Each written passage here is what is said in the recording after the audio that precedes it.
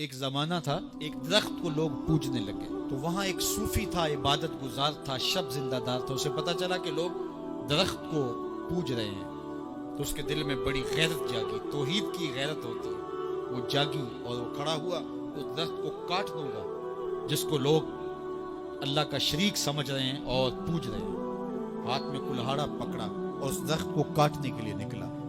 راستے کے اندر شیطان کھڑا تھا، اس نے کہا میں تو نہیں جانے دوں گا، اور شیطان نے راستہ روکا، اس نے پٹک کے شیطان کو زمین پہ مارا اور اس کی چھاتی پہ بیٹھ گیا۔ شیطان بہت مکار ہے اور وہ ہر ایک کو ایک طریقے سے نہیں لوٹتا، اس کے بڑے مکر و فریب اور دجل و تلبیسات ہیں۔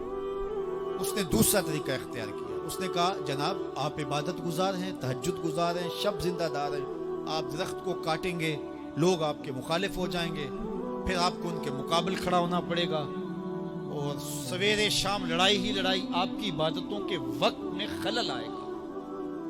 تو آپ نے ان کی قبر میں تھوڑا جانا ہے، آپ کی قبر اپنی ہے، ان کی قبر اپنی ہے، آپ چھوڑیے ان کو۔ اور ساتھ ہی کہا کہ جب آپ مصلی اٹھایا کریں گے تو نیچے سے ایک درہم مل جایا کرے گا آپ کو، تو آپ اس سے اپنے کھانے پینے کا انتظام کر لیا کریں گے اور آپ فارغ البال بھی ہو جائیں گے۔ اس طرح باتوں میں لگایا اور وہ زاہد صاحب واپس آ گئے، نماز پڑھی، مصلی اٹھایا، درہم ملا، بڑے خوش ہوئے اور دلیلیں تراشنے لگے۔ واقعی مجھے کیا لگی، تمہیں غیر سے کیا، تم اپنی نبیڑو، تم اپنی قبر میں جانا ہے، جائیں وہ بھاڑ میں، مجھے کیا لگے، مجھے ان کے بارے میں کیا پوچھا جانا ہے۔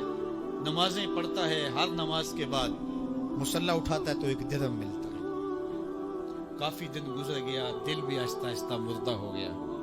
ایک دن مصلی اٹھایا تو کوئی درہم نہیں نکلا، پھر دوبارہ کلہاڑا اٹھایا، اٹھا، راستے میں پھر شیطان کھڑا تھا، کہا کدھر جا رہے ہو، کہا درخت کو کاٹنے جا رہا ہوں۔ شیطان نے کہا میں تو نہیں جانے دوں گا۔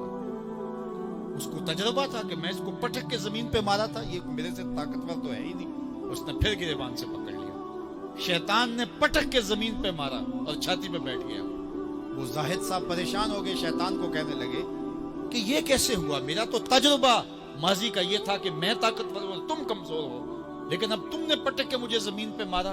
تو کہا صاحب اس دن تم اللہ کی رضا کے لیے جا رہے تھے، آج تم درہم کے لیے جا رہے ہو۔ تو جب عمل میں خلوص نہیں رہتا تو پھر عمل نہیں رہتا، عمل میں قوت نہیں رہتی، پھر سجدے بے روح ہو جاتے ہیں، نمازیں بے ذوق ہو جاتی ہیں، صفیں کج دل پریشاں، سجدے بے ذوق کہ وہ جذب اندروں باقی نہیں۔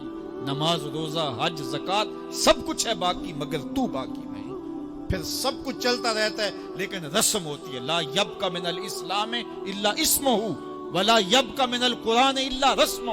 پھر قرآن پڑھا جاتا ہے، رسم ہوتا ہے، قرآن دل کو پھر نہیں بدلتا، اس لیے کہ رسم ادا نہیں ہوتی۔